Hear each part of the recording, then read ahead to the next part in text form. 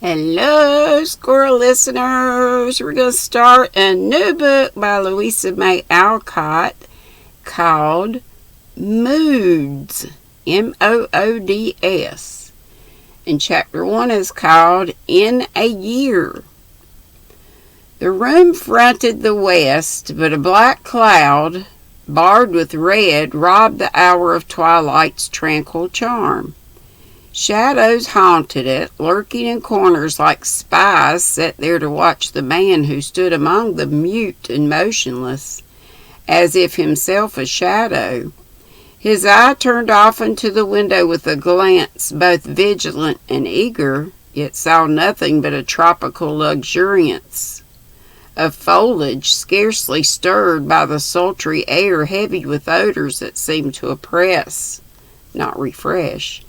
He listened with the same intentness, yet heard only the clamor of voices, the tramp of feet, the chime of bells, the very turmoil of a city when night is defrauded of its peace by being turned to day. He watched and waited for something. Presently it came. A viewless visitant, welcomed by longing soul and body as the man with extended arms and parted lips received the voiceless greeting of the breeze that came winging its way across the road. Atlantic, full of healthful cheer for a homesick heart. Far out he leaned, held back the thick-leaved boughs already rustling with grateful stir, chid the shrill bird beating its flame-colored breast against its prison bars, and drank deep draughts of the blessed wind that seemed to cool the fever of his blood and give him back the vigor he had lost. A sudden light shone out behind him, filling the room with a glow that left no shadow in it. But he did not see the change, nor hear the step that broke the hush, nor turn to meet the woman who stood waiting for a lover's welcome. An indefinable air of sumptuous life surrounded her and made the brilliant room a fitting frame for the figure standing there with warm-hued muslins blowing in the wind. A figure full of the affluent beauty of womanhood in its prime, bearing unmistakable marks of the polished pupil of the world, in the grace that flowed through every motion, the art which taught each feature to play its part with the ease of second nature, and made dress the foil to loveliness. The face was delicate and dark as a fine bronze, a low forehead set in shadowy waves of hair, eyes full of slumberous fire, and a passionate yet haughty mouth that seemed shaped alike for caresses and commands. A moment she watched the man before her, while over her countenance passed rapid variations of pride, resentment, and tenderness. Then, with a stealthy step and assured smile, she went to him and touched his hand, saying in a voice inured to that language which seems made for lovers' lips, "Only a month betrothed, and yet so cold and gloomy, Adam." With a slight recoil, a glance of soft detestation, veiled and yet visible, Warwick answered like a satiric echo, "Only a month betrothed, and yet so fond and jealous, Ottila." Unchilled by the action, undaunted by the look, the white arm took him captive. The beautiful face drew nearer, and the persuasive voice asked wistfully, "Was it of me you thought when you turned with that longing in your eye?" "No." "Was it of a fairer or dearer friend than I?" "Yes." The black brows contracted ominously, the mouth grew hard, the eyes glittered, the arm became a closer bond, the entreaty a command. "Let me know the name, Adam." "Self-respect." She laughed low to herself, and the mobile features softened to their former tenderness as she looked up into that other face so full of accusing significance. which she would not understand. I have waited 2 long hours. Have you no kinder greeting, love? I have no truer one, Attila. If a man has done unwittingly a weak, unwise, or wicked act, what should he do when he discovers it? Repent and mend his ways. Need I tell you that? I have repented. Will you help me mend my ways? Confess, dear sinner, I will shrive you and grant absolution for the past, whatever it may be. How much would you do for love of me? Anything for you, Adam. Then give me back my liberty. He rose erect and stretched his hands to her with a gesture of entreaty and expression of intense desire. Attila fell back as if the forceful words and actions swept her from him. The smile died on her lips, a foreboding fear looked out at her eyes, and she asked, incredulously, "Do you mean it?" "Yes, now, entirely, and forever." If he had lifted his strong arm and struck her, it would not have dawned with such pale dismay.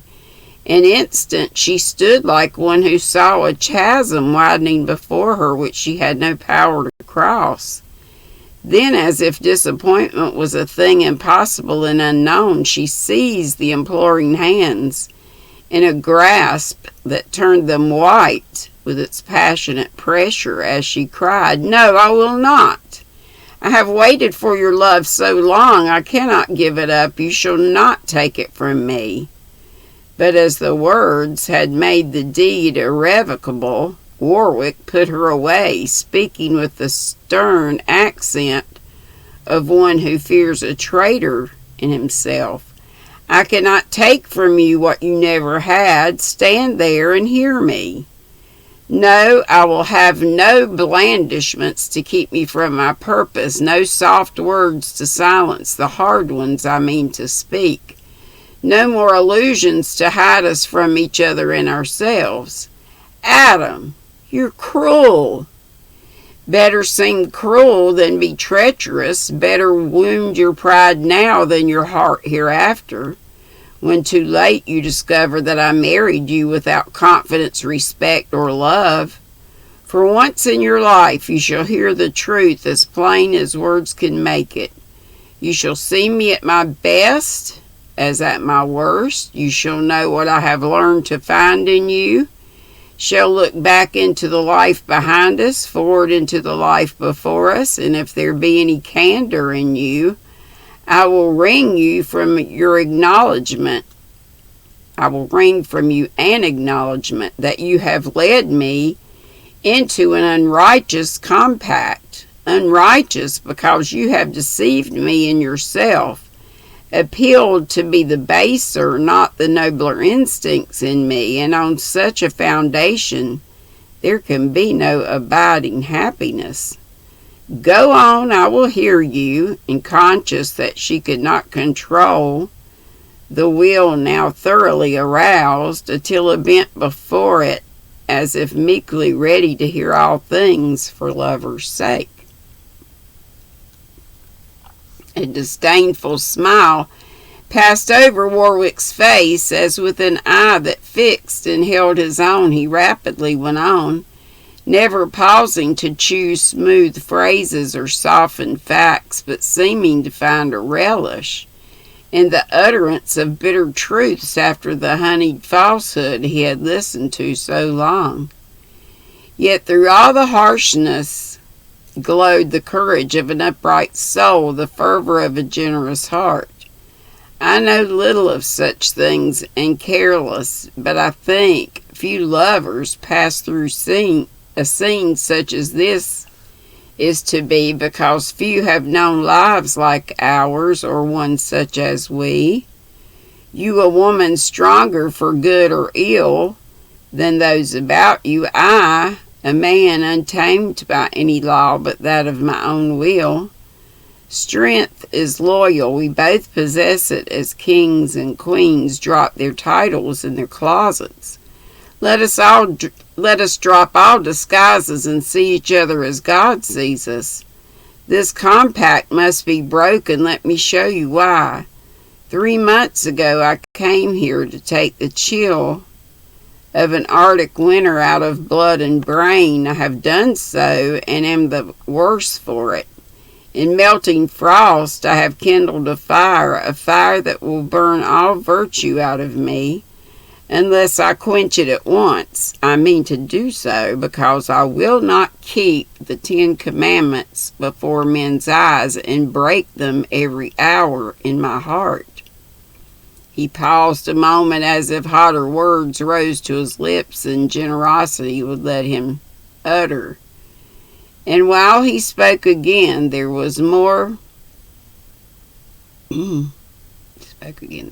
reproach than anger in his face. Attila, till I knew you, I loved no woman but my mother. I wooed no wife, bought no mistress, desired no friend, but led a life austere as any monk's, asking only freedom and my work. Could you not let me keep my independence? Were there not men enough who would find no degradation in a spiritual slavery like this?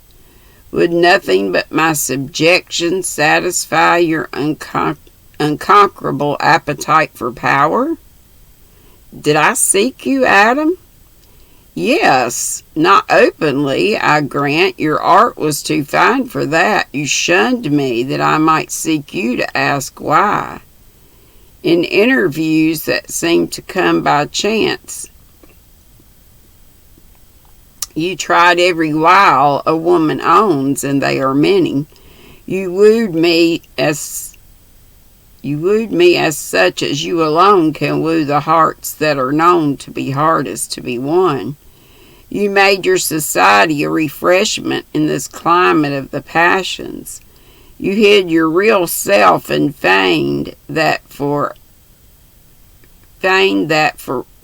which I felt most honor. You entertained my beliefs with largest hospitality, encouraged my ambitions with a sympathy so genial I thought it genuine, professed my scorn for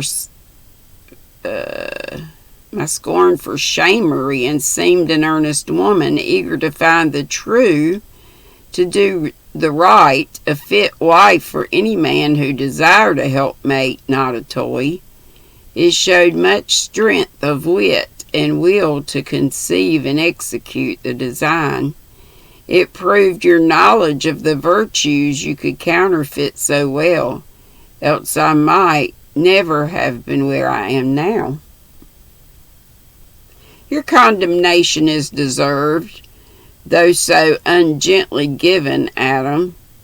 There will be no more of it. If I am ungentle, it is because I despise deceit, and you possess a guile that has given me my first taste of self-contempt, and the draught is bitter. Hear me out, for this reminiscence is my justification. You must listen to the one and accept the other.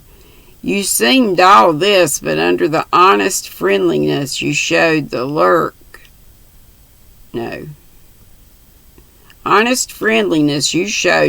the purpose you have since avowed, to conquer most entirely the man who denied your right to rule by the supremacy of beauty or of sex alone.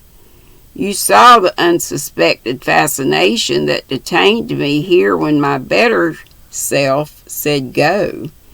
You allured my eye with loveliness, my ear with music, piqued curiosity, pampered pride, and subdued will by flattery subtly administered. Beginning far off, you let all influences do their work till the moment came for the effective stroke. Then you made a crowning sacrifice of maiden modesty and owned you loved me. Shame burned red in Otilla's dark cheek, and ire flamed up in her eyes as the untamable spirit of the woman answered against her will.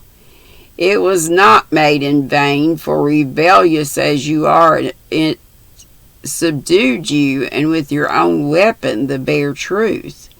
He had said, truly, you should see me at my best. You should see me at my. You shall see me at my best as at worst. She did, for putting pride underneath his feet. He showed her a brave sincerity which she could admire but never imitate, and in owning a defeat achieved a victory. You think I shall deny this? I do not, but acknowledge to the uttermost that in spite of our resistance, I was conquered by a woman, if it affords you satisfaction to hear this. To know that it is hard to say, harder still to feel, take the ungenerous delight. I give it to you as an alms. But remember that if I have failed, no less have you. For in that stormy heart of yours, there is no sentiment more powerful than that you feel for me, and through it you receive the retribution you have brought upon yourself. You were elated with success and forgot too soon the character you had so well supported. You thought love blinded me, but there was no love, and during this month I have learned to know you as you are, a woman of strong passions and weak principles, hungry for power and intent on pleasure, accomplished in deceit and reckless in trampling on the nobler instincts of a gifted but neglected nature. Otilla, I have no faith in you, feel no respect for the passion you inspire, own no allegiance to the dominion you assert. You cannot throw it off. It is too late. It was a rash defiance. She saw that it was, passed her lips, and would have given much to have recalled it. The stern gravity of Warwick's face flushed into a stern indignation. His eyes shone like steel, but his voice dropped lower, and his hand closed like a vice as he said, with the air of one who cannot conceal but can control sudden wrath at a taunt to which past weakness gives a double sting. Man, this is rough. Let me see how much more. 3,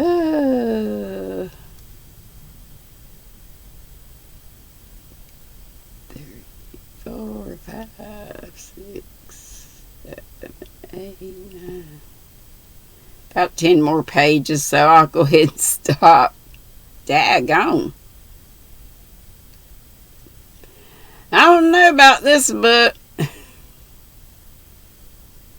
We'll find it out, I reckon. Kind of weird, isn't it?